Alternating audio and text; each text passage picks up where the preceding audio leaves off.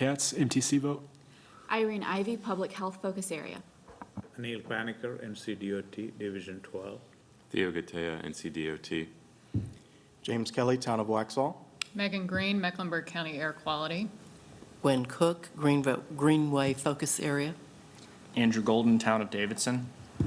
Dave Campbell, Bicycle Focus Area, Charlotte Department of Transportation.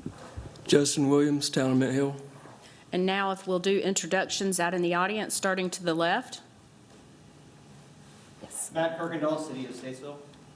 Bob Cook, CRTPO. Loretta Barron, Federal Highway Administration. Warren Cooksey, Turnpike Authority. Talia Thomas, Public Health Focus Area Alternate. Scott Miller, NCDOT, Division 10. Peter Wynn, CRTPO. Martin Kettleman, CDOT. Ashley Landis, Charlotte DOT. Jason Wager, Central Atlanta Regional Council. Andy Grimsky, Central Atlanta Regional Council. And usual. First Bridges, CRTPO. Jennifer Stafford, CRTPO. Theo Thompson, CRTPO. Sarah McAllister, Monroe. Will Snyder, CRTPO. Sarah Hansdale, Planning Commission. Cindy Cadet, CRTPO. Terrell Leonard, CRTPO. All right, thank you. We've already taken care of adopting today's agenda. Let's move on to the consent agenda.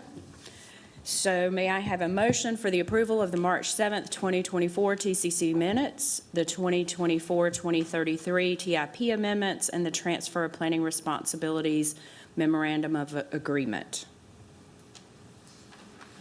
May I have a motion? So moved. I'll second it. Sherry Ashley. Thank you. All those in favor say aye. Aye. Any opposed? That motion carries unanimously. All right, moving into our information reports. We have 6 of those today. Welcome, Bob Cook. Bob's going to give us an update on the 2055 MTP. Yes, good morning. And I'm very happy to report that we are finally getting underway to update the Metropolitan Transportation Plan, and wanted to talk to everyone about it this morning, since it will be taking up a lot of our time as an organization over the next couple of years. So I'll talk a little bit about plan background, then talk about public engagement, then schedule and next steps. So first with plan background. Some of you may not have been around when we were preparing the current plan, the 2050 MTP, and may not be familiar with it, but it is our long-range plan. It goes out a minimum of 20 years. This is not a CRTPO endeavor in the sense that MTPs or long-range plans are required of any MPO. So this is something that is standard across all 400 plus MPOs throughout the country. One significant aspect about the plan is that it is not a wish list. It is fiscally constrained. That means it has to be based upon, the projects included have to be based upon solid revenue forecasts. And so we, in other words, have to be able to prove that we will have the money to pay for what we propose to build within the plan. And MTPs cover all modes of transportation. It just isn't a highway plan or something along those lines. We cover all modes in the MTP. And one of the key aspects of the Metropolitan Transportation Plan is that you have to have one of these in place in order to access federal transportation dollars. So there's a good reason to do the plan just for that reason alone. But it's important for other purposes as well, not just for the dollars themselves, although that is significant, because plans like the MTP help us establish a vision for the transportation future over the next 20 years. They identify our needs and also our deficiencies. We'll have projects and strategies coming out of this plan as well, and we will have an action plan as a part of this. So it is something that we don't have this struggle with implementing. We'll have an action plan as a part of this process. And then basically it's going to shape the policy and programming decisions that we'll be making in the future. On the programming side, it's most obvious with the development of the Transportation Improvement Program. If you want a project in the TIP, it has to be in your MTP. And the federal deadline for this, by the way, is April 2026, so we'll have to get our work done by probably March of 2026. And what I mean by work done, that's board adoption. The public engagement will be a significant component of what we do. A lot of the resources, a lot of the dollars associated with this endeavor will be devoted to public engagement to make sure that there's adequate support for what comes out of the plan. This will take place in a number of different ways through our steering and advisory committee meetings. I'll get to those in a bit more detail in a moment. Stakeholder meetings and focus group meetings, also online engagement and online surveys. We'll also be participating in regional pop-up events, so we will be coming to you in many cases and asking you what events are taking place in your community. That we might be able to set up a table at that event and really engage with the public. We probably won't be doing the traditional public meetings that we did in the past because they have proven to be just a huge waste of time. No one shows up. But at these pop-up events, at a community event of some sort or another, for example, you get to actually talk to a large number of people, and it's a much more effective tool for us. And then plan update presentations to you and to the board. This will be a frequent item on our upcoming agendas, where we're coming to you with updates and information, decision points, et cetera. So it will be a constant presence going forward up until March of 2026. Engagement will have 3 phases. Project kickoff, which will be coming up very, very soon. Draft recommendation feedback that's associated with mostly with the roadway ranking process, and then finally plan review and validation at the end of the process where we've developed the plan and we're taking it out for public engagement and review by you and by the board as well. But I'll focus mainly on that first phase because that's the one that's more solid at this point. We're still working on the details of the other 2. But in terms of that project kickoff phase that'll be starting on or around June of this year, its primary purpose is to really kind of raise awareness in the community about the MTP and what it is.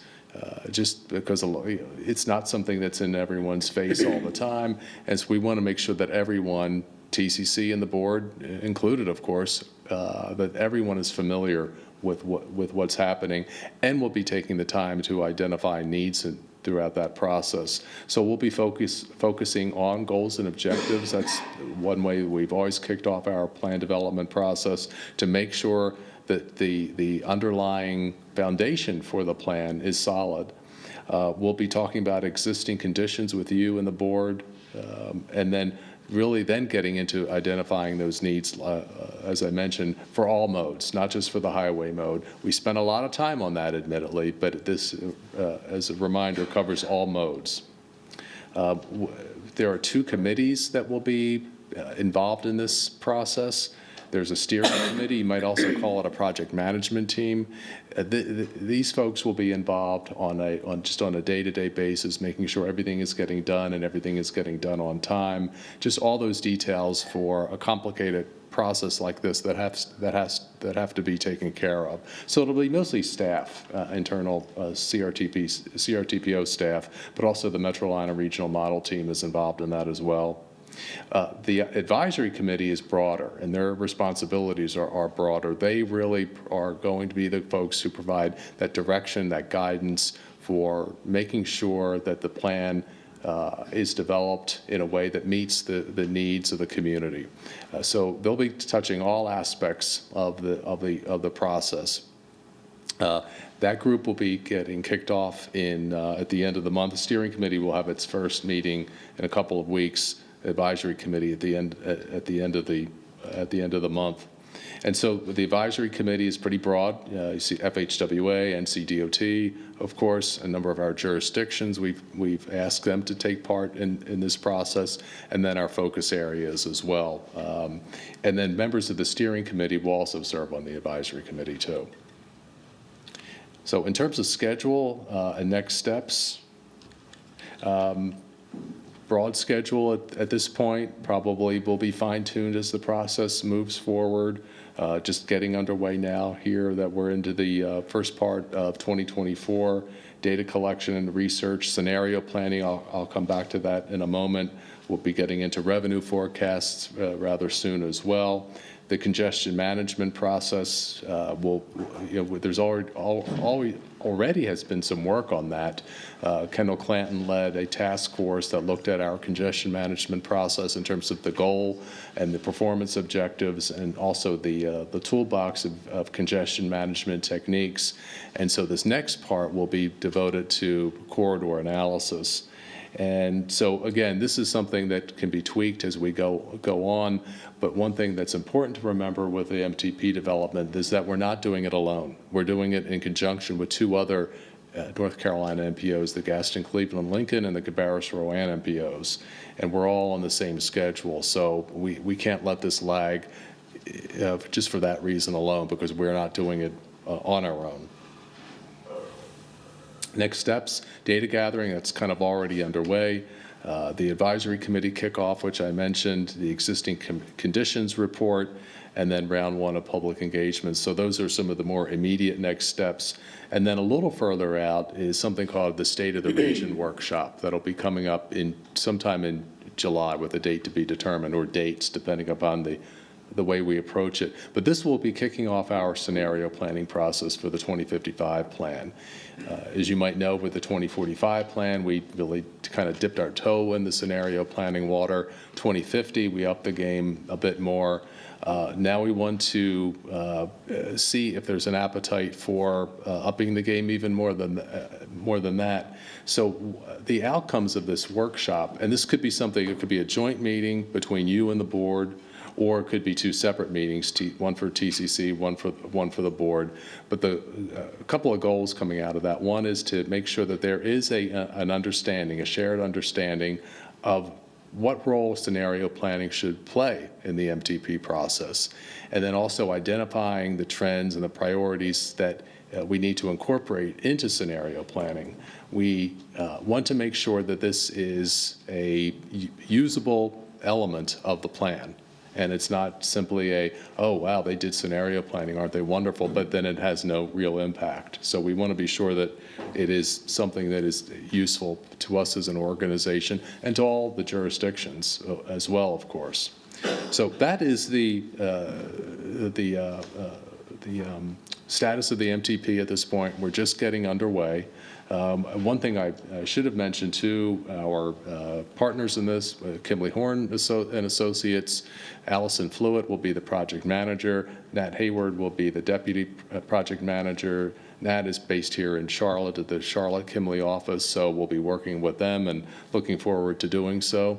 And working with all of you to one degree or another on this, and then specifically the advisory committee members. So with that, I'm happy to answer any questions about the MTP. Go ahead, Dave. Question about the goals. Can you clarify, you said in an earlier slide, goals was part of this, but in the process, there wasn't a goals step. Are the goals already set for the plan, and then we get into step one, project mobilization and so forth? Yeah, this wasn't intended to be a very detailed schedule. So there are goals now in the 2050 plan. They were modified slightly from the 2045 plan. I suspect there may not be a need for a complete overhaul. The goals are rather broad in nature. So, it's still worth looking at them because, let's see, we adopted the 2050 plan in March of 2022. We were still in the midst of COVID, and we started the process before COVID really got underway. So how have things changed since then? And they have changed. I don't think we really appreciated all the changes in 2022 when we adopted the plan.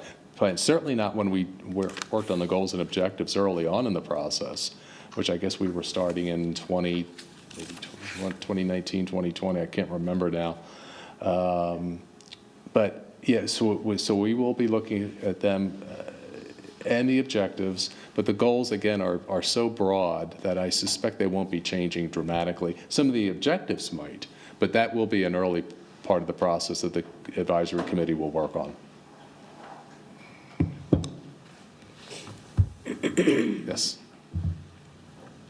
Thank Thank you, Bob. Couple questions. The first one, I was hoping you could expound upon the relationship with working with the other MPOs.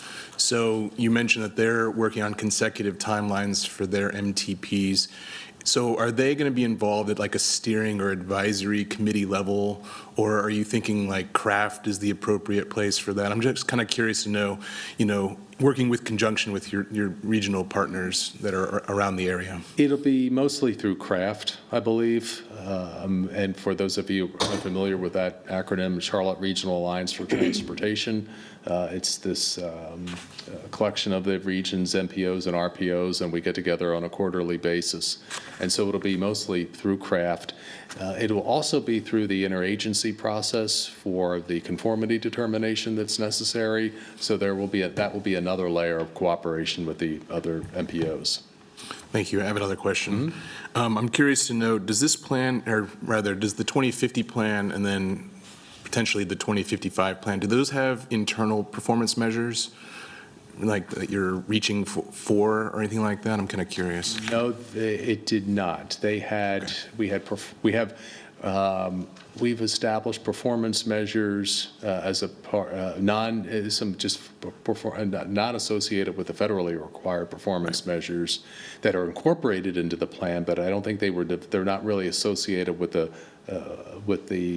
they're not linked to the plan itself, if that makes any sense. They were developed outside the plan process, is my recollection. And there's like miles of sidewalk constructed. I can't remember all four of them. It's fine. So they're part of the plan, but they weren't developed as part of the trying to remember. They may have been developed as part of the 2045 plan, come to think of it. It's been a while. Thank you.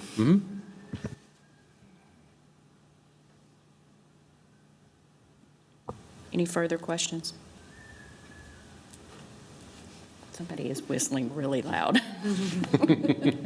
All right. Thank you, Bob. All right, thank you.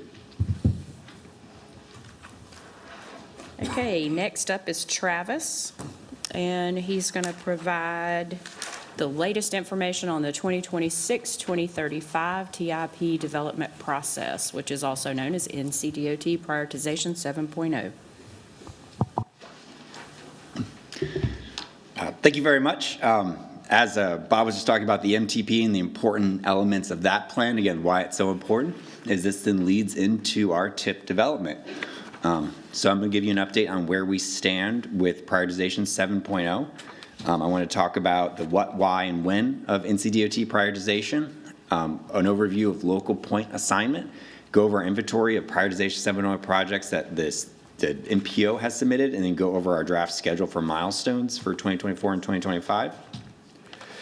So what is prioritization 7.0? It's the prioritization process is a quantitative prioritization conducted by NCDOT to develop the statewide transportation improvement program, the STIP. It began in 2009 and has been conducted every 2 years since then. The results of prioritization are what guide then the development of the STIP by our local TIP being developed. And so we develop the TIP that then gets applied to the STIP, and we can go through that process every year. And then the projects that are selected for the highway projects come from the MTP, and the MTP projects are selected from the CTP. So again, that's why it's so important to get your projects into the CTP so they're ready to go to the MTP, so that way when the TIP comes, you have your projects lined up to go for funding. So how or why is the CRTB involved in prioritization? In North Carolina, the majority of the funds for transportation projects originate from state and federal sources. NPOs and NCDOT divisions submit projects to the spot office to be scored and prioritized. And NPO and NCDOT divisions are allocated local input points to be assigned for regional impact and division needs projects based upon an adopted methodology, which we will go over the points and the methodology in a moment. So when does public involvement occur? So public involvement happens throughout this entire process. We've already had public engagement with the original creation of the P7.0 project list. Those then were then submitted for scoring. Right now, we are in the data review stage where we're making sure the information is correct, make sure there were no errors in the transfer of information to the spot office. As part of this local point assignment process, we will have 2 public engagement periods, one for the regional impact projects and one for the division needs projects. And additionally, we'll have more public engagement once we have our draft TIP in January of 2025, and going back out to the public and sharing what projects are being recommended for prioritization. So again, this is the end of the multi-year process, again, starting with you and your local plans that you adopt, that you then add to our CTP, that then goes into the MTP, and then now we're on the TIP, which is that 10-year where we're setting, we know this money is available, these are the years we're going to give these projects funding for, and we get it lined up for actual funding. So we started the local input process in November of 2023, or not local input point, we started prioritization 7.0 in November of 2023. We selected the input projects. We plan on having 2 14-day public comment periods for each of the local input point assessments for regional impact and then for division needs. And again, this is running towards a January 2025 release of the 2026-2035 STIP. So how the strategic involvement investment plan works is from the full pot of money that is available for projects, it's split into 3 funding tiers. 40% available funds go to statewide mobility. So these are statewide projects such as interstates. 30% of the funds go to regional impact. These are projects that are either not selected in the statewide mobility category or they're regional projects such as NC and US routes. And this funding is based upon population of regions. And we'll go into that later about the different regions we have in our planning area. And then the final 30%, the division needs tier, is projects not selected in statewide or region categories, division projects. But this funding is based upon an equal share of each division. So each division in the state receives the same amount of money. So again, we talk about also as the project step down, that's referred to as project cascading. And so essentially, if it doesn't get funded in statewide, it's available in the next funding tier to use money on to fund it. Typically, though, when you have your bigger projects and they move into the smaller levels, they're very expensive. So it's important to keep in mind that it does not always mean that it can get funded that way. So again, for statewide mobility, these projects are selected 100% based upon data. We do not have the opportunity to apply local points to this. These projects compete across the entire state. So, an interstate project here is competing with an interstate project in Raleigh and an interstate project in Asheville. So it's across the full state, and it takes into consideration criteria such as congestion, safety, economic competitiveness. These projects are ranked, and we get the scores from the spot office, and then that becomes then our project list that we then share with the public. But again, we do not have the opportunity to alter that list because it is 100% quantitative. For regional impact projects, we have the ability to apply local points. So 30% of the overall score comes from local input points, and we share those local input points with the NCTOT divisions. So we have an opportunity to apply our local input points. The divisions have the opportunity to apply their local input points, and then that can affect 30% of the overall score. Again, for the data portion, it takes into account congestion, safety, and accessibility and connectivity.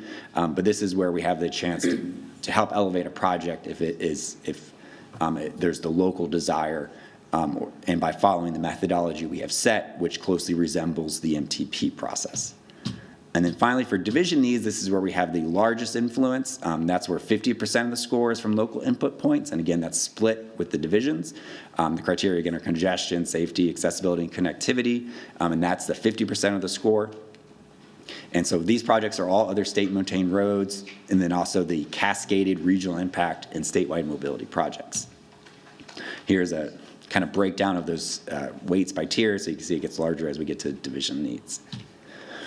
So talking about regions and divisions, again, so statewide, whole state, 40% of the funds go to that. Also in this tier, you have projects that can come into consideration, like corridor caps, which I know we've talked about before with 77. So like what other communities are doing will affect any of our roads that go into other interstates. So thinking like Interstate 85 goes beyond our planning region, so that can be affected based upon whether people are applying for it. So we get a quantitative score, that's what we move forward with. When it comes to regional impact, it's important to keep in mind that not all funding buckets are the same for all of our partners. So we have two regional areas. For us, Iredale is in a separate funding category as a region than Mecklenburg and Union are. And so it's important when we think about regional impact, because again, that's based upon population. Those funds are split up differently. So we cannot put funds from Mecklenburg and Union to Iredale. We can't take funds from Iredale and put them in Mecklenburg Union because those are entirely different regional funding zones. And then when we get into divisions, as we know, because we have two great members who participate, we have two divisions in the CRTPO region. And again, Division 12 is in Iredale. Again, a different funding bucket from Division 10, which is Mecklenburg and Union. So it's important as we apply local input points, we keep in mind that the funding categories are in separate areas as well. So let's go into our local input points overview. So the SDI legislation requires MPOs to use a methodology to assign local points based upon a quantitative data, qualitative input, and a modal allocation. Location input point allocation assignments. Allocations can be adjusted based upon results of public input. Adjustments that vary from the methodology must provide a justification. Again, we can't just decide we want to change it. There needs to be a clear reason for why we would deviate from the approved methodology. They receive local input points based upon population, so our MPO will receive a higher number because of this overall size, and then we allocate no more than 100 points to a project. So the methodology rules and procedures, projects must have a reasonable chance to be funded. We can assign maximum points to eligible projects. Points from division needs tier should not be applied to unfunded statewide mobility projects. We must coordinate with the divisions to achieve mutual point assignments, and the board may divert from recommendation lists based upon public comments. So for our region, we get the maximum points, which is 2,500, and then based upon how we have to split that up with the funding allocations we're required to follow. So 85% of those points would go towards highway, so that's 2,125 points, and then 50% would go to non-highway projects, so that's 375 points, and again, division needs 80% goes towards highway projects, and then 20% goes to bike ped, transit, aviation, and rail. Our local input methodology, our highway projects specifically, we follow the MTP ranking process. So projects in the 2050 MTP, we look at the horizon year, which is the year we anticipate it being complete and open for traffic, and then also the MTP score. So we're going to sort the list we received back from the projects we submitted for P7 based upon that horizon year and then that MTP score for our priority. If it does not have MTP score, then we'll use the NCDOT Prioritization 7.0 score to allocate the remaining points, and that's that quantitative score that the spot office provides for every project that was submitted to them. For non-highway project priority, we'll use the P7 score to allocate points to non-highway projects. Every mode has one allocation of local points, so the highest ranking project of all the modes will receive 100 points. And then we'll use the pre-screening process to ensure the project is in an adopted plan. So our inventory of current CRTPO projects to be evaluated as part of P7 is we have 24 statewide, 36 region, and then 24 division needs projects. And again, for statewide, all projects compete against every other project as part of that process, and they compete outside of our planning region as well. These are not eligible for points. We cannot affect what these scores are unless they cascade down to the lower tiers. For regional impacts, for Mecklenburg and Union, these projects will compete with the projects in our region and then also other projects in the same region, so that's Division 8 and Division 10. And then again, Iredale will competing with competition in Division 11 and Division 12. And then for division needs, these are all projects in Division 10. For us, that's just Mecklenburg and Union. And again, for Iredale, that will be Division 12. So again, different funding buckets, same process. It's just keep in mind that those projects will be kept separate. And then for non-highway projects, we have 25 bike ped, 8 transit, 15 rail, and then 15 aviation projects. So schedule for CRTPO and then our P7 milestones. So we started again, or we identified projects and submitted them in July to October. Spot office currently in the review phase. Coming in May is when we anticipate receiving the qualitative scores and the list of projects is when we start applying local input points. And then after we get those scores, we apply local input points, we submit that to the spot office, they'll calculate final scores, and then we'll have our draft TIP and STIP in January of 2025. So for us, that looks like we will have a P7.0 subcommittee meeting in June. We will come to you with a draft list in July. We will then open a public comment period from July 18 to August 1st. We'll then bring a summary of the public comments we receive along with the recommended point allocation for action in August, or recommendation in August from the TCC, and then a recommendation to an action by the board on August 21st. And again, we'll do the same thing for the division needs tier, again, starting with a selection of projects.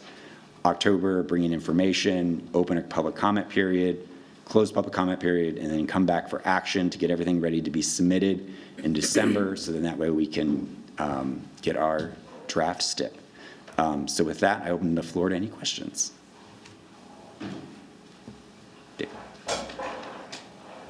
A bike question about all this. Trying to figure out the highway, non-highway piece that you just went through. And I'm thinking of streets like Albemarle or University City Boulevard, where there's discussions, as I understand them, to widen the roadway to increase capacity, and that has an impact on walking and biking. And so if you wanted to do something with that project to mitigate that impact, would that be a highway project that's addressing a bike ped impact, or would it be a non-highway project? And if it's a highway project, can the highway project fund that bike ped safety improvement? So are you talking about a new project that is not currently submitted in our P7.0 project list, or are you talking about an existing project in our list? Well, I don't know what I'm talking about, I guess, because... Okay, so if it's a new project, at this point, we are not adding new projects to the list. If it's an existing project and you're talking about a highway widening, NCDOT has a policy of doing a complete streets whenever possible. So interstates, not complete streets. Local roads are complete streets. So as part of their design process, they will involve a complete streets process, and they will build accommodations for bicycles and pedestrian cars and transit, and they work that out with the applicant or the applying jurisdiction. So if, for your example, in Charlotte, they would work with that. There might be additional costs depending upon what the desire is for those facilities. But there is a complete streets policy in place by NCDOT, and all projects that we submit outside of the ones that cannot be complete streets, such as an interstate, are typically complete streets. So they would accommodate bicycle and pedestrians as part of that, but I'm not sure about getting exactly what you want as the solution. That's more of a conversation with NCDOT and cost sharing and all of that. Right, yeah, there's all kinds of details that can come up with that. Correct. But a wider road with more cars, various ways you can go about making it safer for walking and biking. Yeah. It kind of just depends, but, so it sounds like that would be part of the Complete Street project funded from the highway pot. Is that right? A facility would be funded. What exactly the solution is, I think, is a negotiation with NCDOT, and I would look to NCDOT to confirm that statement. Okay. Thank you. Does that make sense? Okay. Any other questions? All right, thank you. Thank you. Next, welcome Jason Wager. We're going to hear an update on Connect Beyond.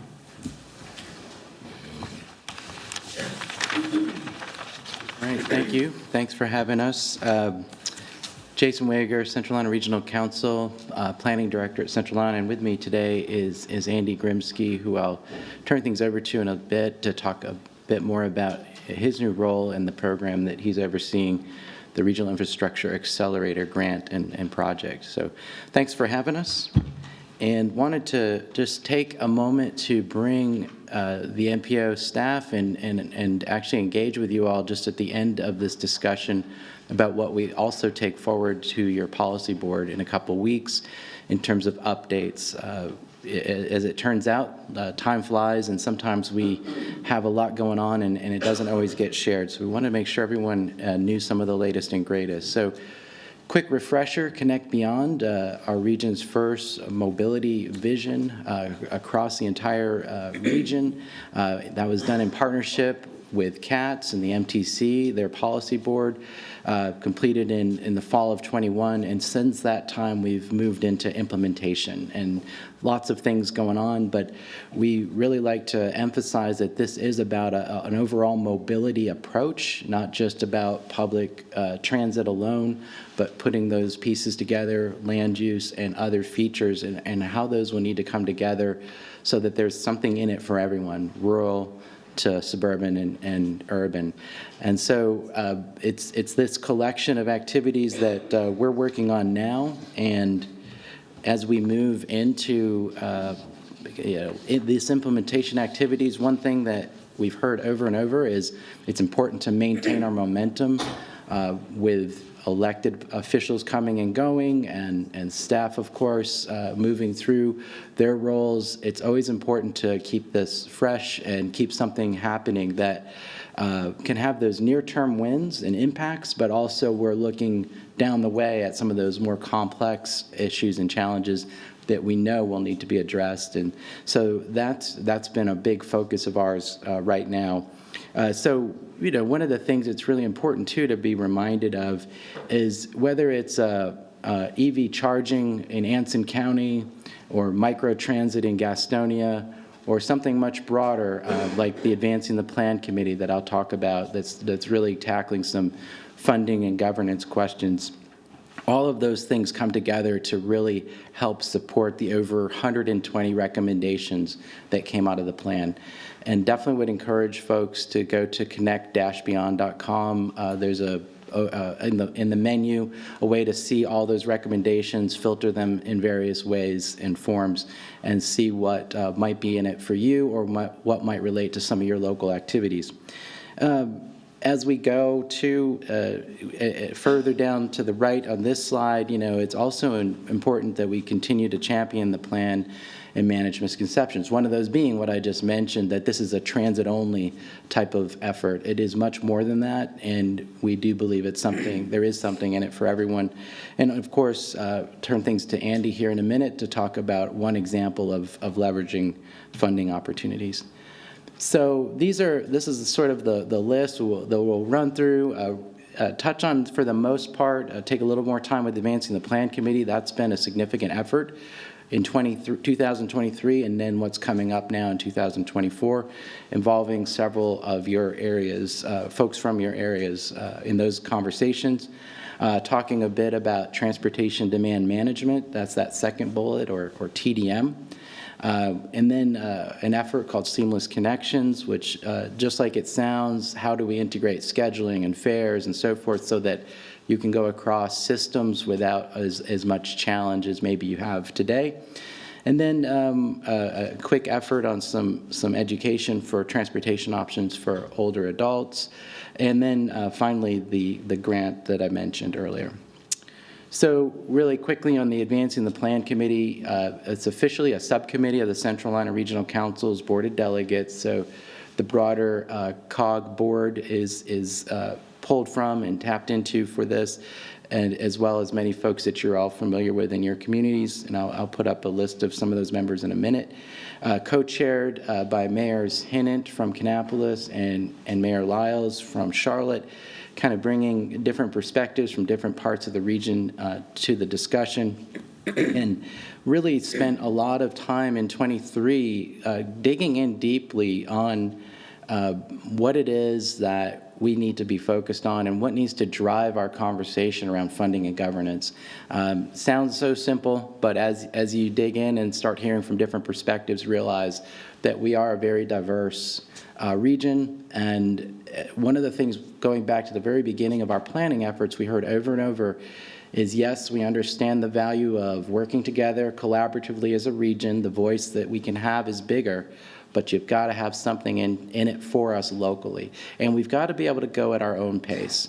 We need to have the ability, county by county, municipality by municipality, to go at an approach at a pace and an approach that works for us. So here's the 2024 Advancing the Plan Committee. We had a couple of elected officials cycle out. Just for purposes here, the CRTPO chair, Commissioner Lisa Qualls, sits on the committee now. Of course, the CRTPO chair, last year it was also part of this discussion, and you can kind of see that there's a good representation across the region. A lot of elected officials, but not all. We've got some business membership and others, managers and so forth as well. A good mix of perspectives. What are those goals? As I alluded, it's really looking at what is the model that we might all come to consensus on and be able to put forth to garner that broader support while still incorporating that local input. And then what are the short-term wins? That's one thing we've heard over and over. It's good that we're having this conversation, this big picture conversation, but we've got to have that steady diet of those near-term wins, activities that staff, and I'll point to Brian Horton. We work with Brian, Bob, and others on our project management team regularly on what are those existing partnerships that we can collaborate on and show some of those successes near term. That's going to build momentum for the bigger conversations. And then advocating and collaborating, that whole idea of a broader regional voice will be stronger than any one individual. And so what are the guiding principles? However we proceed, this was important to the committee. And this took some discussion, but we think we've landed in a good place. Strengthening economic competitiveness, investment, local input, regional service and access, and operational efficiency. So being more efficient, better use of our resources, maximizing the system are all important as we go to a preferred model for the region. So where did we land? This is the regional coordination model that we're working with right now. There were discussions, kind of looking at examples from across the country, all the extremes from very, very light regional touches to very heavy, fully integrated regional authorities and so forth. And this is where we've landed, where you can see the focus is on regional collaboration and the rider experience and planning. And I'll talk more in a second about some of those functions. But this idea of above the line, and by the way, this got affectionately referred to as the jellyfish model. So if you ever hear the jellyfish model, that's what this is. But we're going with this more formal name, regional coordination model. Above the line is where we can come together, share some efficiencies, and make some headway. At the same time, retaining kind of below the line all those individual systems and operations, so that autonomy and control is retained. And that seemed to be the right touch right now for the region and where everyone is coming from. So some of the examples of those functions: marketing and branding. Can there be some efficiencies gained if we kind of pool our resources and just talk about the systems that can be accessed? I mentioned TDM. I'll talk more in a second about that.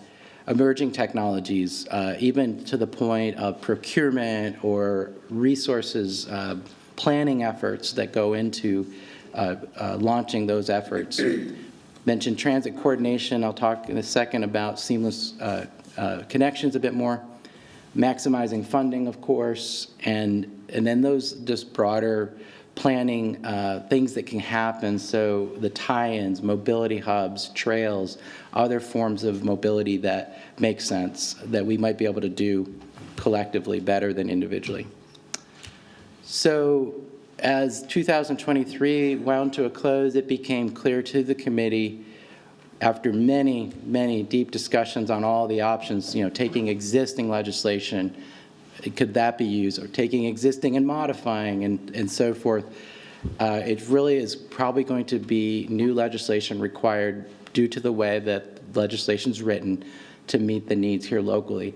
So that is where we are now, and going through some of those things you see numbered below, asking them about their thoughts on eligible geography, purpose and services provided. We mentioned the things that seem to be rising to the top, but confirming that. Board composition and membership, and then funding.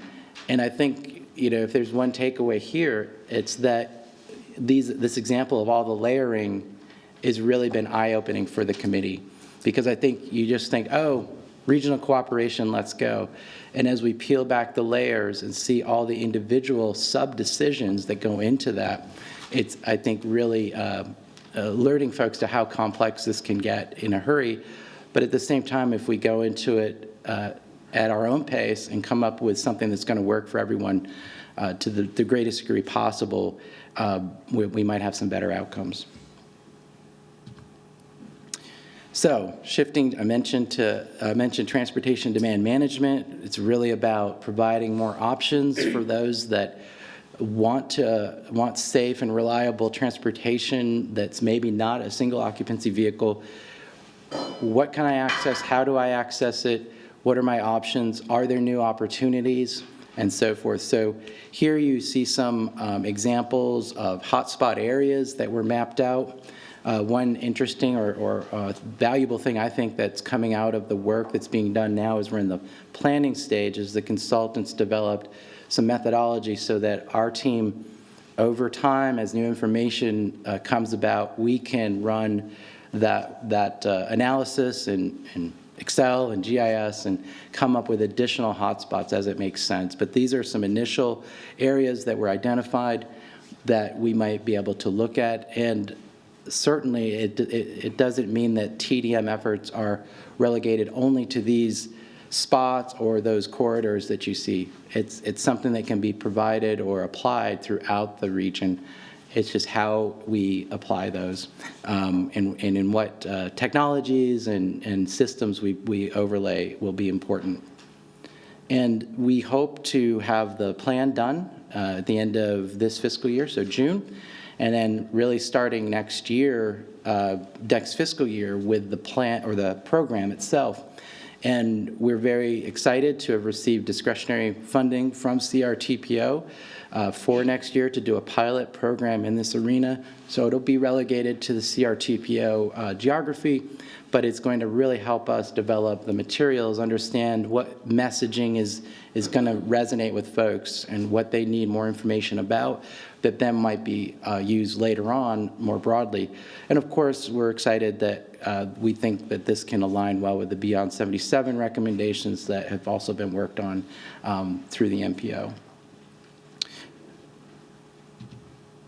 Seamless connections, as I mentioned, it's just like it sounds. If you are in one part of the region, we just had a visitor who we work with at a national level who lives in Salisbury, just happens to live in Salisbury, and wanted to come meet with us in person, and we're in Mecklenburg County. And of course, she's very in tune with public transportation, getting around, and it was very interesting to hear her take earlier this week about how to get to our office without her own vehicle. That's the kind of situations where you're crossing multiple systems and county lines that the individual traveler doesn't really give a hoot about, but is important to all of us for the various programs we have. How do we make that as seamless as possible? So working in large part with CATS, they have developed a partnership or have access through to Remix software and a license that's now been made available regionally thanks to their efforts there that can help with scheduling, looking at ways to be more efficient and effective where those various systems touch and interrelate. We also, of course, have the continued discussion with our mobility managers group, so think of the human services systems especially. Of course, fixed route operators are around that table too, but the human services folks get a chance to really connect at those. And with all of that in mind, you saw my mention of advancing the plan committee. David Rue is the NCPTA representative, so the North Carolina Public Transit Association's rep. He is also looking to get together all of the transit providers in the next couple of months to kind of talk about a lot of these topics and ways we can be most efficient. So Really neat project. The concept grant that was received by DOT will help us initially work with Ryder and also the folks in Gastonia, which some of you may have heard, they are exploring going from a full fixed route system, traditional, to something in partnership more with like a via micro transit option. So really good opportunities to explore and understand what we might be doing collaboratively across those areas. Finally, this document's been created. You can see the website. I'm sure this will be shared out later. Transportation guide for older adults and people with disabilities. A really great resource, we think, as you get those questions back in your communities. And as I turn things over to Andy, I will mention too, and I can forward this to Travis and Judy, our spring newsletter has come out, so good information there, but more importantly in there is our 2023 year in review or recap, and that report may be really helpful for some of you as you're speaking with folks back at home. So thanks, and with that, turn things to Andy to talk about his program. I think, there we go. Yes. Good morning, a lot of friendly faces, and Bob. Again,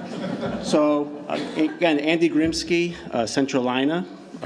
Some of you may know me as my former life, it's CDOT, but have a new opportunity, and I'm going to kind of talk about some of the things we're working on. Jason mentioned kind of early wins from Connect Beyond, and the first one we have is last fall, Centralina received a Regional Infrastructure Accelerator, or RIA grant from USDOT. And so we formed the Centralina Integrated Mobility Center to implement this grant and really become a resource for all our regional partners.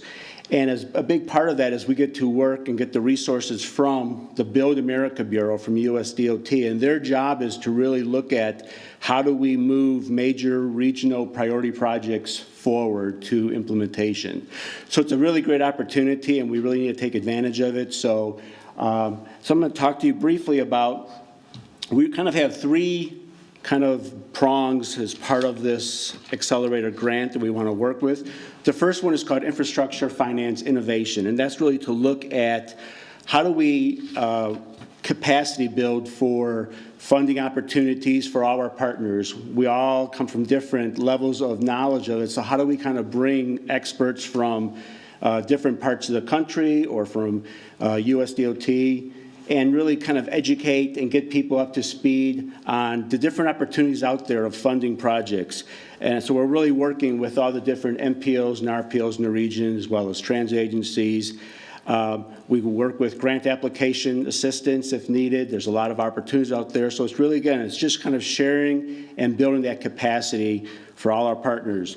The second is project facilitation for priority mobility projects. So a couple examples of what I'm working on right now. We're working with CATS to look at are there ways to accelerate the light rail Silver Line out from 485 to Belmont. We currently have 15% design up to 485, but we want to get that last segment so that when it does move forward to 30%, it's all on the same page. So working with different partners to try to see how we can kind of fund that segment. Also working with NCDOT Rail, looking, we have received a grant, or the state received a grant for 7 different corridors statewide for intercity rail, and we have 3 of them in our region. So we have the Charlotte to Washington, Charlotte to Atlanta, and we have Salisbury to Asheville. So working with the different partners, making sure we're all on the same page and putting those projects forward. And the last item is transportation and land use connections. So opportunities for professional development, for local government staff, of really how do we kind of look at integrating those two much better. Look at technical assistance for local code development to support mobility. So there's a lot going on. I'm only in my 3rd week. I'm still trying to find out where the bathrooms are. So still there's a lot to learn. So you'll be hearing more and more from me over the next 2+ years and beyond. But with that, I think kind of wrapping up our presentation. Thanks, Andy. So any questions, we're happy to take those, but we did also have a question for you all. But any questions first off? Okay. Well, you as is really the advisors to your policy board, we wanted to, based on what you've just heard, what are some of the points to either emphasize or maybe even clarify, to be more clear about with your policy board? You heard a lot of information today. What's going to really rise to the top that they need to know more about or that we need to spell out a bit further? This is Gwen Cook. I have a question. There was one slide that you indicated that there's multimodal possibilities through all that you do, but none of the remaining slides dealt with like on-street bike ped connections, greenways, and so forth. And I wondered how much that is being considered by you. Yeah, so it turns out with all of those recommendations and projects that are out there, we're finding we're having to really look to a variety of sources. So I didn't even talk about it today, but sitting next to you is Megan Green, and she's a partner with us on another program, the Climate Pollution Reduction Grant through EPA. And we were able to include in that planning and ultimately through a competitive proposal submitted through the state just last week, some multimodal types of activities. So kind of so certainly the recommendations were there, but how do we implement? And that's an area we think can help us, or a funding source that can help us in that area. Does that help? It does. Thank you.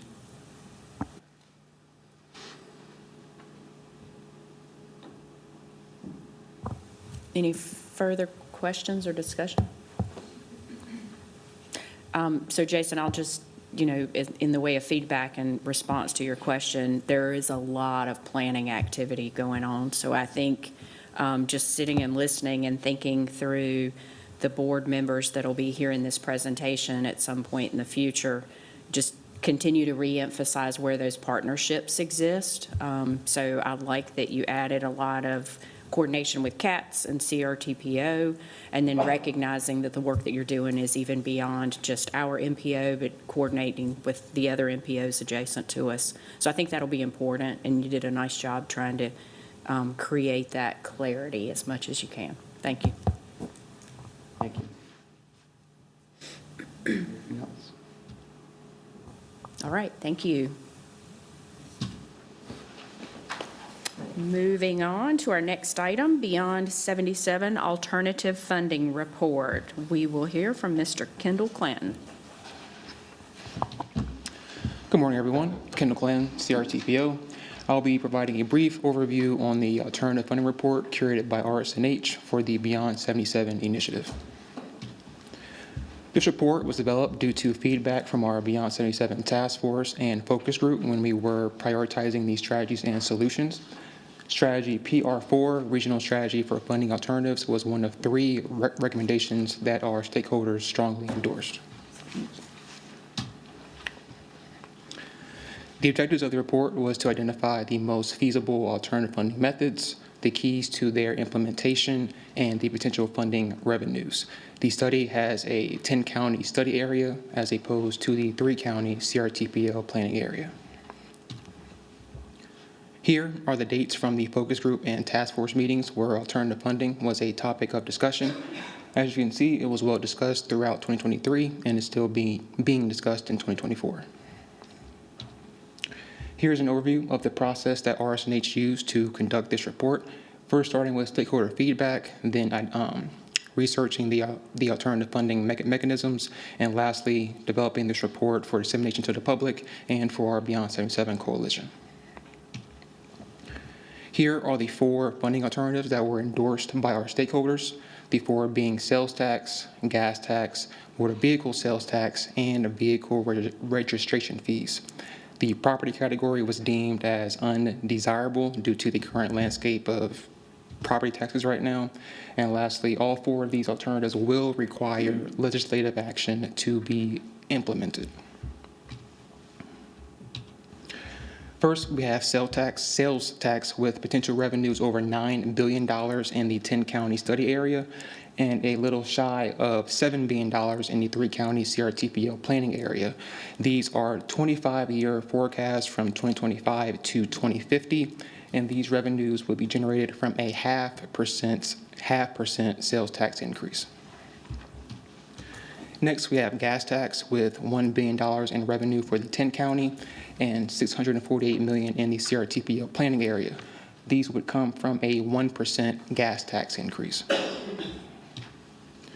Next, we have vehicle sales tax with $17 billion in the 10 county study area and $11 billion in the CRTPO planning area. These would come from a 3% car sales tax increase. And for reference, the current car sales tax in North Carolina is 3%. Lastly, we have vehicle registration fees with $1.8 billion in the 10 county and $1.1 billion in the CRTPO planning area. These would come from increasing the fee from $30 to $50, so a $20 increase. Lastly, here's a summary of the previous 4 slides with the benefits and what would be needed to implement them. And lastly, this document will be very important to the Beyond 77 Coalition. We are still working on the membership and structure of the coalition, but plan on updating this body on that very soon. And with that, I will answer any questions, and here is a link to the report in case anyone here would like to spend a nice Saturday afternoon reading about money. Any questions? Thank you, Kendall. Are there any questions? Thank you. I have a quick question. Are you going to present this to the board in April? Yes. The consultant RSNH will be doing the full-blown presentation. They asked me to do a consolidated version for this group. Thank you. All right. Next item is, okay, y'all changed it. Oh. Oh, okay. I was confused. All right, we're going to hear from Brian and Will. Will, I apologize I didn't have your name. No, that's okay. It would help if I put my glasses on, then I could see. So we're going to hear from Brian and Will on safe streets and roads for all. Good morning, everybody. So yeah, we have been working hard on securing some extra funding for the region. So today we're going to be talking about the Safe Streets and Roads for All grant program and what we are doing with that. So we'll run through what SS4A is, why we are applying to it, what the benefits would be to y'all, and some of our challenges that we are facing. So the SS4A program is part of the Infrastructure Investment and Jobs Act, or Bipartisan Infrastructure Law. Currently, there's over $3 billion still available for future funding rounds within this specific grant program. And its main purpose is to improve roadway safety for all users by reducing and eliminating serious injury and fatal crashes. And it aligns with the USDOT's National Roadway Safety Strategy as well as a safe system approach. So there are a couple of different grant types available through SS4A. Planning and demonstration grants include developing, updating, or completing an action plan, conducting supplemental safety planning to complete or enhance an action plan, carrying out demonstration activities to inform action plan development.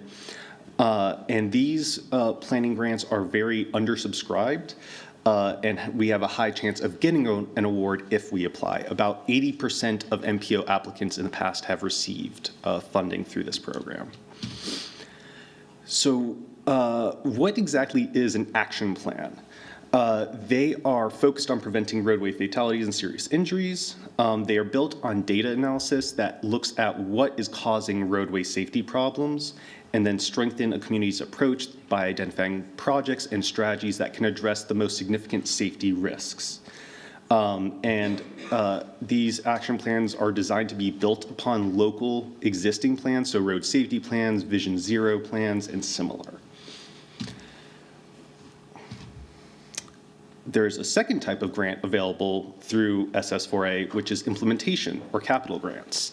These require that you have an SS4A action plan in place before you can apply for implementation.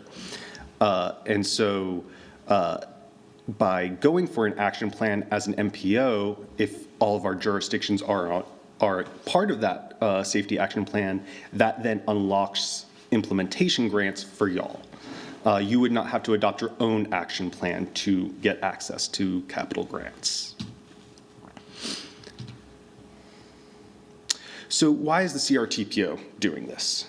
Firstly, it ties in directly with our strategic plan, so leading on regional mobility issues, namely traffic safety, as well as expanding regional transportation funding. And this would include CRTPO staff support of y'all applying for grants, as far as helping with grant application development and similar activities. It also ties in with our MTP, especially as we're developing the 2055 MTP. It helps us to identify and pursue alternative funding for project implementation. And it can also help us understand sort of where the critical corridors are for safety improvements. It also ties into our UPWP, which has already allocated resources to safety planning in general. This is a much more sort of targeted approach. But regardless of RAISE grant funding or SS4A funding, we will be doing safety planning. I believe this is yours. So I'm now going to turn it over to Will. Thank you, Brian. Hello, everyone. My name is Will Snyder. I'm an associate planner with the CRTPO. I'm going to talk a little bit of the basis for this. So we have heard from transportation staff in our planning area that safety is a key priority for all of our members right now. So we distributed a survey in November of 2023 through our transportation staff meeting group. This was not a ranking process. It was just a selecting which projects or project types you would be interested in, us specifically going after for alternative funding. And so we received 28 total responses across 19 jurisdictions. This does not include us as staff. This was purely our members, and found a very overwhelming focus on safety. Showing you kind of the top 5, and I apologize, the graphic is a little small, but just blowing it up for you, the top 5 categories, of course, bike ped safety and traffic safety, advancing the red line related planning, repairing past harms and reconnecting neighborhoods, which is also an IIJA-related program, and then the seam trail advancement, which, if you're familiar, is work that Curtis on our team is leading. So there's a lot of focus on, multi-mobility, safety, not just on our roadways, but also for our non-motorized users. And so for us, that was really a call to action then to look at all of the other safety-related responses.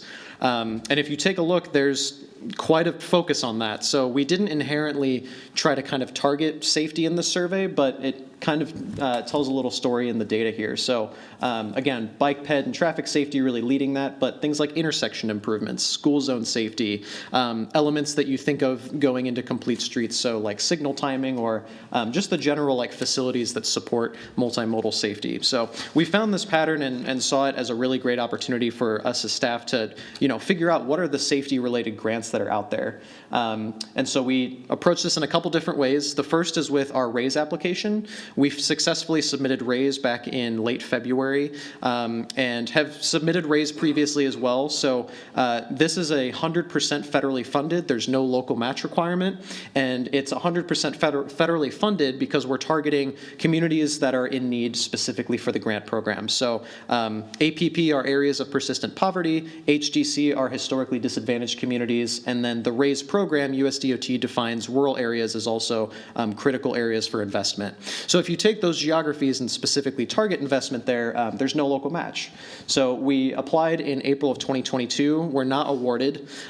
We applied in the last cycle, February of 2023, and we're not awarded, but we're told that we were highly recommended from USDOT for this program. So all the more motivation to go back and do it one more time, making several tweaks, really tightening up our scope, making sure that we have a budget that's very robust for public engagement, and of course doing some pre-application activities such as a webinar we hosted to inform all of our members and organizations in the community that we're doing this, to have some more kind of concrete letters of support for this program. So we are crossing our fingers. We're hoping late June is when we'll find out about our RAISE award. So that's about a $5 million grant application there.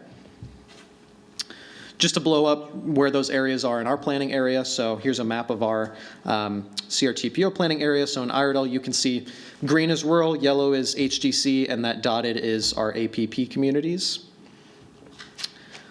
In Mecklenburg County, this is where that kind of exists, so largely in Charlotte, but of course we also have rural areas throughout adjacent areas as well.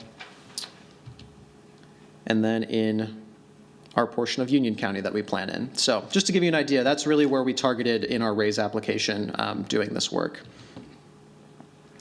So now we're pivoting to filling in the balance of our planning area with Safe Streets for All. As Brian indicated, this would give our entire planning area a safety action plan, which all of our jurisdictions could locally use to then apply for capital dollars. And this is really critical because it's an expensive process.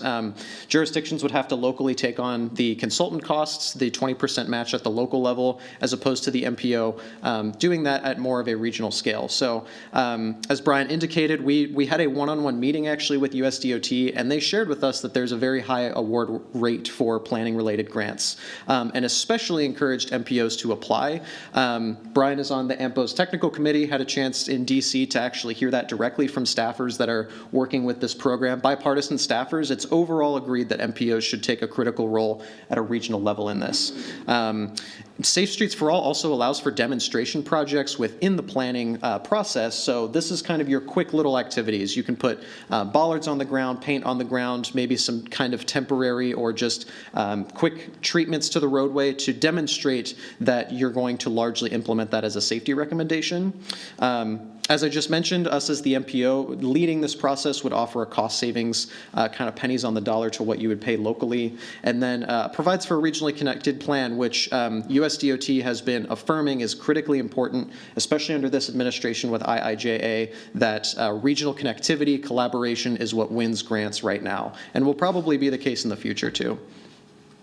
So just want to highlight an example of that. So in Mooresville recently completed and adopted their Vision Zero plan late last year. And so this whole plan was $60,000 in total. CRTPO provided $48,000, with Mooresville providing a $12,000 local match to the plan. And it provides some really robust data points as to in their jurisdictional boundary what's going on. You know, this is specific data. It's more than just an injury report or a crash report. It's actually going in and giving some really detailed statistics on who's being harmed on our roadways.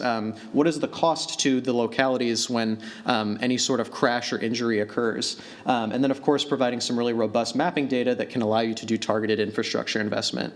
In Charlotte, the city of Charlotte has also adopted a Vision Zero plan back in 2019 that, you know, does kind of a lot of the same work, really looking at a city level what kind of crashes and incidents are taking place on our roadways. And so great opportunity for certainly all of our communities to have this kind of work taking place.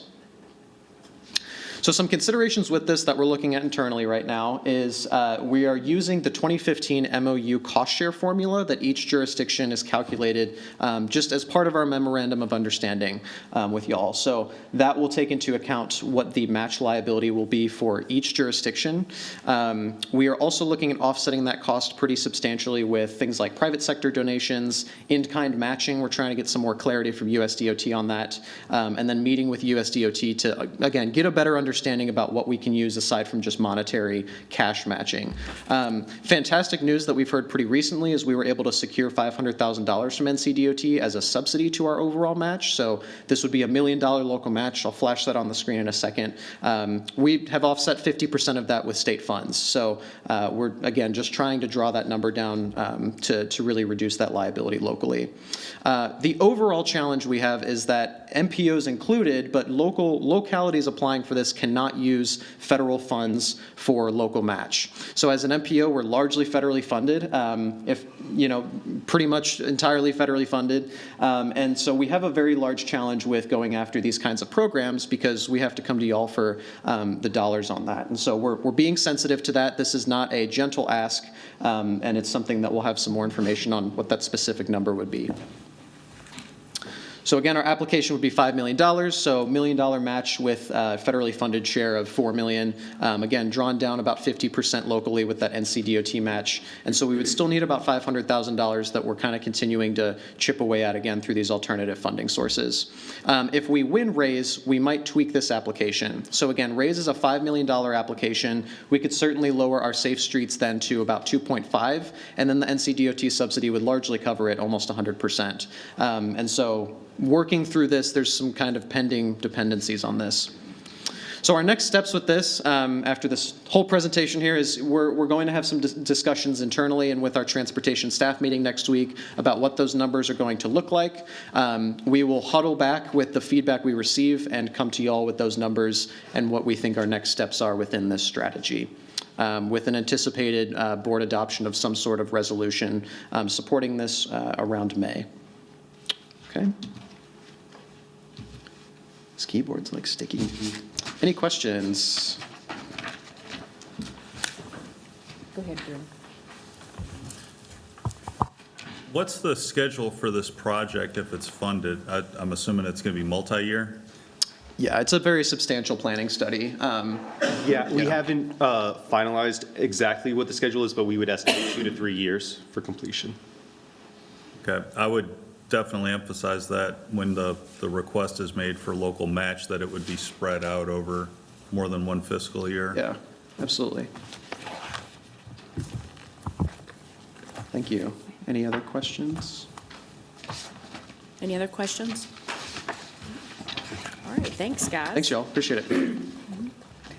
Our last informational item is an update on the Waxhaw Parkway CTP amendment. We'll hear from James Kelly.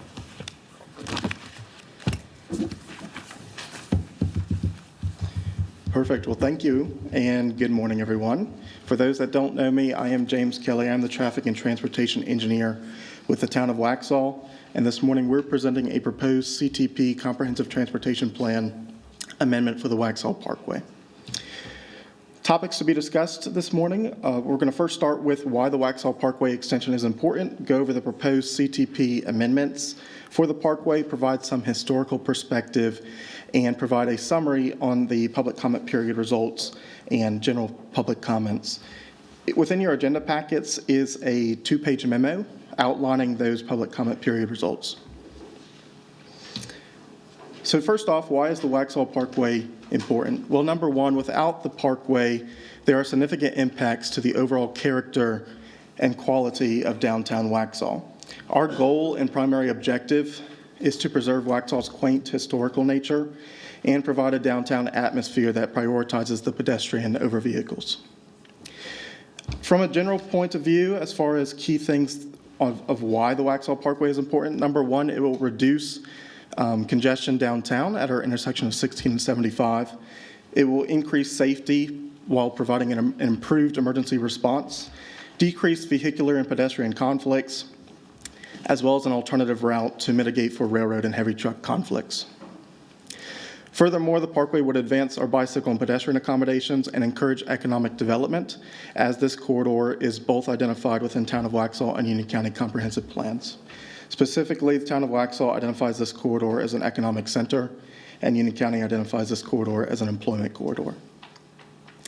Finally, and most importantly, it provides a solution to addressing the local and regional traffic demands for the region.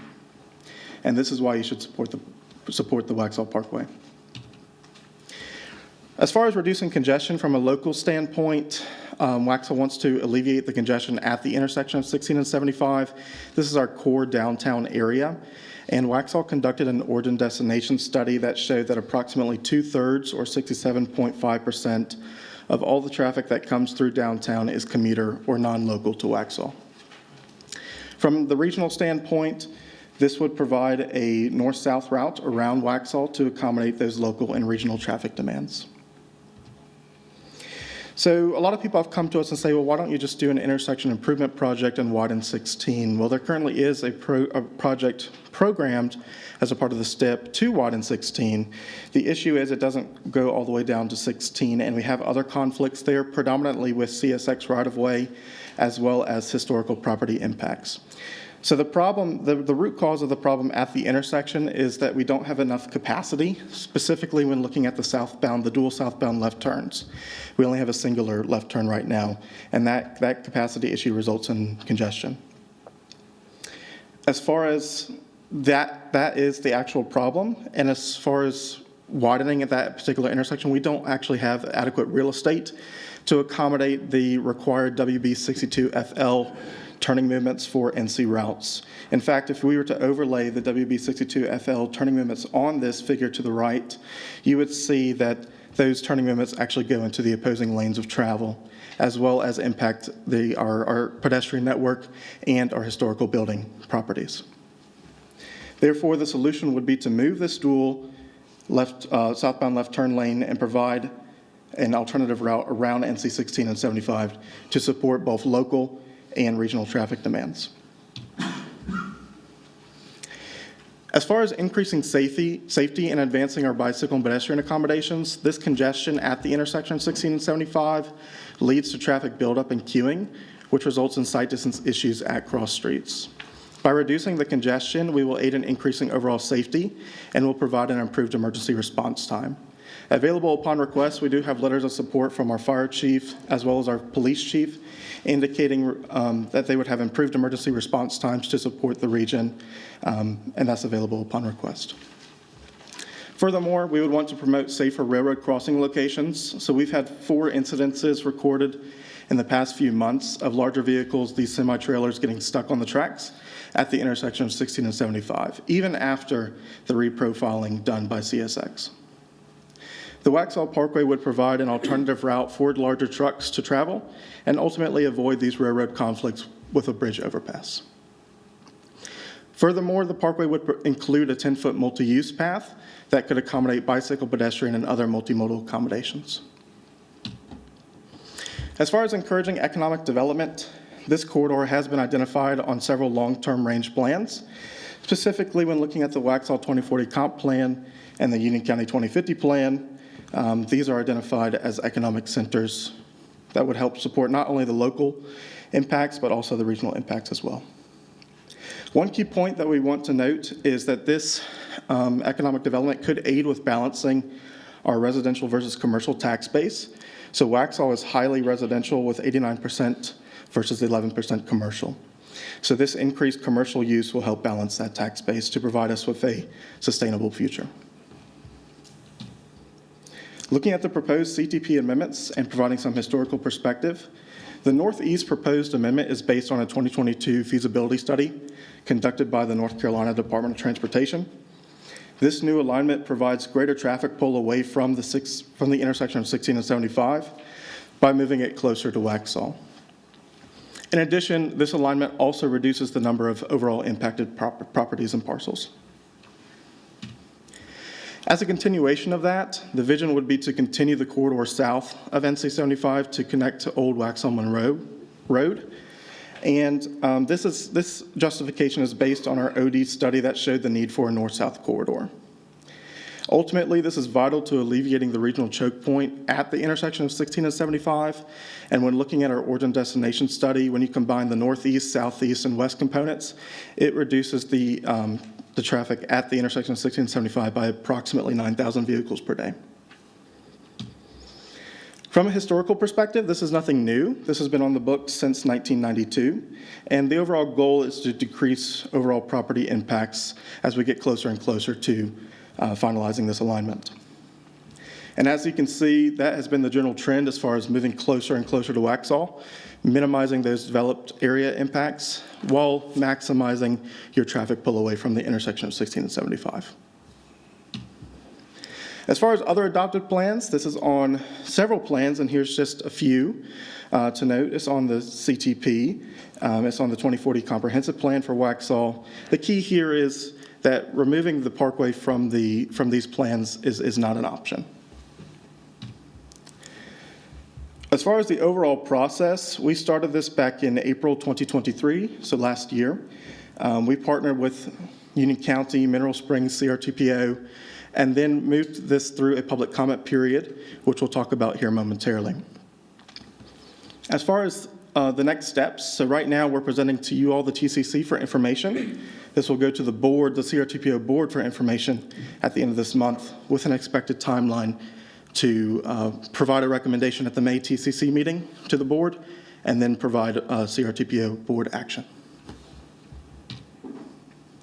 So overall public comments, again, this is summarized within the 2-page memo, but just to kind of go over it, we did host, in partnership with Union County and Mineral Springs, a public comment period that lasted approximately 30 days from July 20th to August 20th, 2023. And as an additional component to that, we also hosted an in-person public meeting at the Waxhaw Police Department Community Room. Overall feedback, we had about 409 responses to the survey with over 50 attendees at the community meeting. Key takeaways was that we had majority public support for the proposed CTP amendment, as well as to build the parkway. There were some split public feedback from people who identified themselves as being directly impacted by these improvements, and that is to be expected, as those most impacted by change are likely to be those most against it. So from an overall feedback standpoint, when asked the question, is the proposed new route an improvement, 50.1% of the responses agreed. When asked the question, do you want the parkway to be built, 58% of responses agreed. When looking just at Waxhaw residences, you can see that this margin of support is still maintained, as well as you have an increased margin of support. What about Waxhaw versus non-Waxhaw residences? Again, you have majority public support with a slimmer margin from those that are not in Waxhaw. When looking at the combined 3 municipalities, Waxhaw, Mineral Springs, and unincorporated Union County, when asked the question, is the proposed new route an improvement, 52% of all respondees agreed. And 59% agreed as far as, do you want the parkway to be built? Some frequent public comments were that the recommendation would be to improve and widen NC-16. This is where some misconceptions came as far as the public, as far as town responsibilities versus state responsibilities. So NC-16 is a DOT-maintained facility, and the department currently does have plans to widen Providence Road from a to a four-lane divided road section with construction program to start fiscal year 29. Ultimately, the Waxhaw Parkway, since we've defined that there's issues at the intersection of 16 and 75, cannot be resolved by widening this roadway. The Waxhaw Parkway would be the logical next step to advance the already programmed 16 widening project. Ultimately, will this widening project solve the capacity issue at the intersection? No, it will not. And Waxhaw Parkway extension would alleviate the traffic congestion at this intersection. We did get some comments as far as environmental impacts and clarifying whether or not those were considered within the scoping report. Yes, they were. So environmental impacts were considered within the scoping report, but note that this was not an exhaustive process. So ultimately, if a candidate project is identified for funding within the STIP, the project scoping technical report is followed by a rigorous planning and design process that meets the National Environmental Policy Act and the State Environmental Policy Act. These processes would involve assessing a range of environmental, archaeological, cultural, and other related issues, and ultimately this would be the study that would deliver an assessment of impacts and route options to minimize impacts on these features. Looking at right-of-way, we had a few people comment on right-of-way impacts and the overall process. Ultimately, right-of-way would follow the Uniform Act, and any required land for the project would be based on would be purchased based on final design. And ultimately, any properties impacted would be justly compensated. Development inquiries and development concerns. So the map on the right reflects the growth without the parkway, so it is reasonable to assume that we will have additional growth regardless of the Waxhaw Parkway being built. And any and all proposed developments would occur consistent with the county, with Union County or Waxhaw development plans and standards. Questioning benefits of the parkway, this goes back to the OD study. Approximately 2/3, so 67.5% of all the traffic through downtown are non-local trips. And when looking specifically at the north and south routes, diving into the details of the OD study, about 55% of the traffic wants to go south at various points of time during the day, and 72% want to go north. So there's a critical need for a north-south corridor around the intersection of 16 and 75. Ultimately, the parkway would aid with reducing the congestion at downtown Waxhaw and would preserve Waxhaw's historical nature and provide a downtown atmosphere that prioritizes the pedestrian over the vehicle. Some people have asked us, well, why haven't you considered alternative alignments? Well, we have. We've actually considered alternative alignments for the last 30 years. Ultimately, The Waxhaw Parkway alignment must balance being close to Waxhaw while minimizing impacts on existing developed areas. So in summary, proposed alignments can always be modified based on changes over time. Again, realize where we are. This is the CTP process, so that alignment could always change again. As far as a quick summary on what the parkway will provide, it will provide numerous benefits, including reducing congestion downtown, increasing safety by improving emergency response times, decreasing vehicle and pedestrian conflicts, as well as providing an alternative route to mitigate for railroad and heavy truck conflicts. On top of that, we would advance our bicycle and pedestrian network, as well as encourage economic development. This ultimately provides a solution to addressing our local and regional traffic demand, and majority public support was achieved for the new alignment and to construct the parkway. Next steps from here, so right now this is just an informational piece. As far as the municipality's stance, Waxhaw supports the proposed CTP amendment. Mineral Springs has taken a neutral position on the CTP amendment, and we're awaiting an official response from Union County on April 15th. The action requested in the future at the May TCC will be that the TCC recommend that the CRTPO board adopt the proposed amendment for the northeast and southeast quadrants of the parkway, and then ultimately move to a requested action from the CRTPO board to adopt the CTP amendments. With that, I'll take any questions. Thank you, James. Are there any questions? Go ahead, Dave. I think it's a bite question, but it may not sound like a bite question.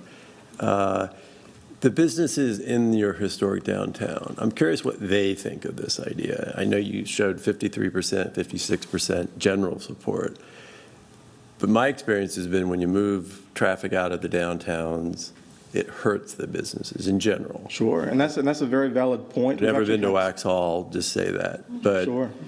We've actually had some of the businesses come to us with that question, and the response has been, well, you have to consider what this traffic is. It's traffic not wanting to necessarily come downtown to your business. It's a lot of pass-by trips, it's a lot of regional trips, it's a lot of commuter trips that are just looking to get through and not necessarily come downtown. So that degree of congestion does have an impact on their business. As far as reducing that congestion, that would promote a greater pedestrian presence within the area and a lot more foot traffic to go to their business. I'm curious though, do they see it that way? That's your story, I think. Once we sit down with them, once we've had sit down with them and explain that to them, yes, they do see it that way. Not everyone. Of course, you're not going to have 100% support. Right. But most of the businesses understand that. We had a reporter call us this week asking about bike improvements in Charlotte, and does that improve business activity if we make these bike improvements? And I'm curious, in Waxhaw, do they think the same way? Is typically areas that are more walkable, bikeable, have greater economic activity. That is correct. But most businesses that I've talked to don't see it that way. True. Almost even if you share the data. Yep. And so I'm curious, how are you approaching this there with businesses who I think are genuinely concerned that they're going to be losing customers? So we go essentially door to door to these businesses, keeping them updated as far as different impacts coming to the town. And as a part of that, we do sit down with some of the businesses and try to walk them through that. Most of them understand that increased pedestrian foot traffic as well as overall pedestrian traffic will bring more business to them. Again, there's not 100% agreement there, but there is a majority. I just had a couple. What does it mean for Mineral Springs to have a neutral recommendation? So that means they don't support the current or the proposed amendment. And is this alignment totally within your jurisdiction, your ETJ and city limits, or does it go in their ETJ or city limits? It is multi-jurisdictional, so it goes through mainly Waxhaw's jurisdiction, some pieces of Union County's properties, as well as Mineral Springs. And then final question, does your code, when development comes in, require dedication or building of an alignment shown on your? If it's on an adopted plan, yes, it does. Okay. Thank you. Mm-hmm. Any further questions? All right, thank you, James. All right, thank you. Okay, moving into our final items, we've got a few report updates. As always, Division 10 and 12 construction updates were included in your agenda packet. Theo and Anil are here with us today, so if you have any questions, you are free to ask them after the meeting. Warren, Turnpike Authority. Usually there's division and others before me. Well, others indicated no additional updates, so you. All right, so the pressure's on, You're given the first. time and all this. Well, thank you very much, Madam Chair, members of the TCC. Hadn't given you an update in a while and wanted to let you know of something that we consider exciting, and maybe Travis will too, about the improved convenience for using toll facilities. For years, we have told our potential NC Quick Pass customers that they've got to make a choice in their transponder. You know, use the sticker if you're just traveling locally, or it'll work in Georgia and Florida as well. And we'll give you a sticker for every car. They're free. Don't worry about that. But if you want to travel north to Virginia, New York, you know, the standard Easy Pass states north of here, 16 of them, we have to tell them about this hard case. There's a cost to it. It installs differently. It adds to things. What I'm excited to be able to announce is that the 16 Easy Pass states north of us have now upgraded their roadside technology where they'll read the sticker too. So we don't have to give this little complicated song and dance. And anyone who has a sticker already can now use it, Virginia, New York, Minnesota, et cetera, without having to upgrade. And we think that that's going to dramatically improve people's experience using toll facilities because they don't have to choose among the transponders. Not necessarily related to planning for roadways, but I think it's a good thing to know about. Appreciate it. Thank you for that update, Warren. All right, Jennifer. To the podium, please. Oh, for real? Oh my gosh, Travis. I just wanted to do a quick announcement. The spring call for shortfalls is open. And so if you're going to apply, you need to do a pre-submittal meeting before April 24th. So I just wanted to get that out. Thank you. Travis is mean. Hey, Curtis. Curtis, you should do it just like Jennifer. I was tempted. Yep. I was tempted. You have to beg people to go to the podium. I know a couple of things. Our bipedal work group meeting, we will not meet this afternoon. We canceled our April meeting. We will reconvene in May. Also want to note a couple of important dates associated with some of our federal grants. You've heard a lot about Safe Streets for All. That deadline for the implementation grant is May 16th. The deadline for the next round of the planning and demonstration grant is August 29th.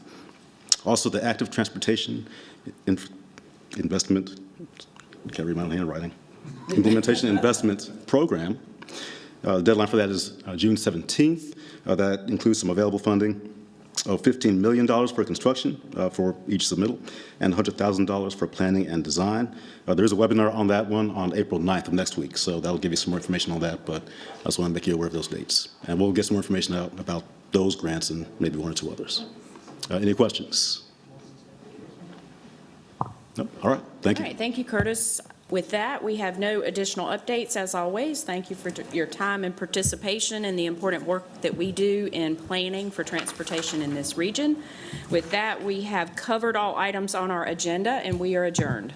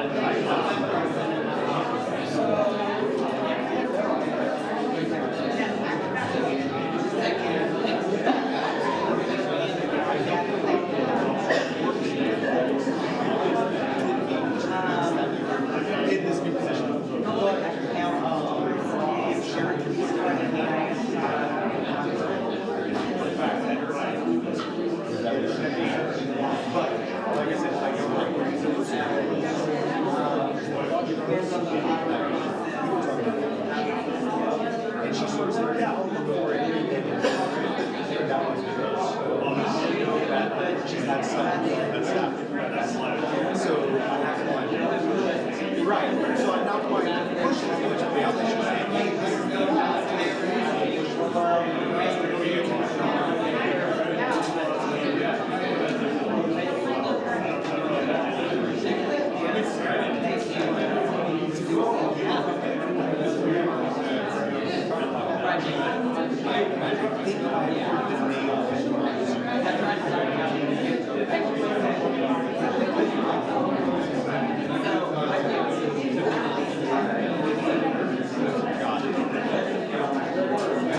at least she's giving us some runway to get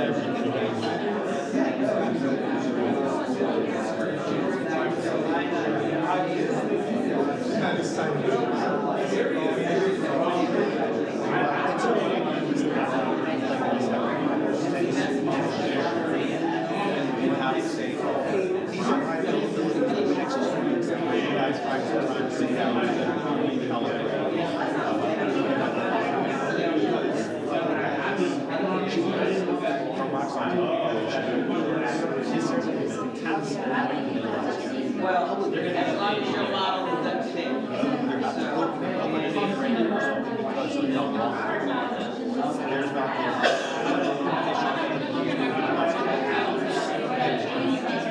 That's part of why we funding this, to understand how big of an engagement.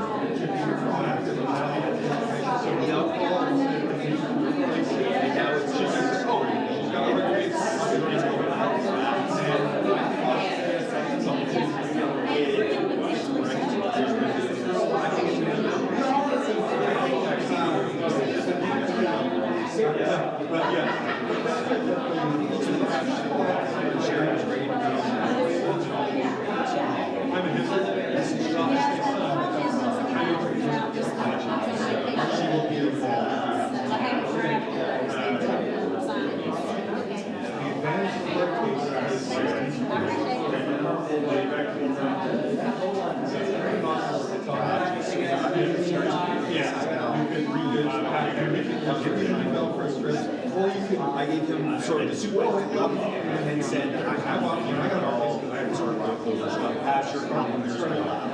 So I'll shoot you an email this afternoon. For the next 2 weeks. And then when the school is back on the brother was getting we're going up to 77. One of the his car, update license plate on my account.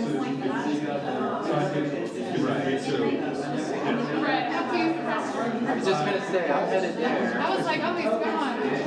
My stuff's here. It's just, I don't want to tell y'all what projects to look at, and that doesn't come from y'all, so I'm not. No, I appreciate that. I'm going to give our manager a call and get a solution. You have a good afternoon. Part of the trouble, we all know this from our own industries and jargon, is what we see. It's a lot easier, it's often easy to assume that somebody is thinking the same way we are. Well,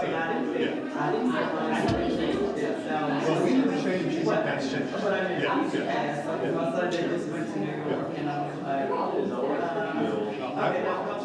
think that's great. I'm going to give her a call and say, the next layer of training for our CSRs is they need to prompt, someone calls in your situation, they need to prompt.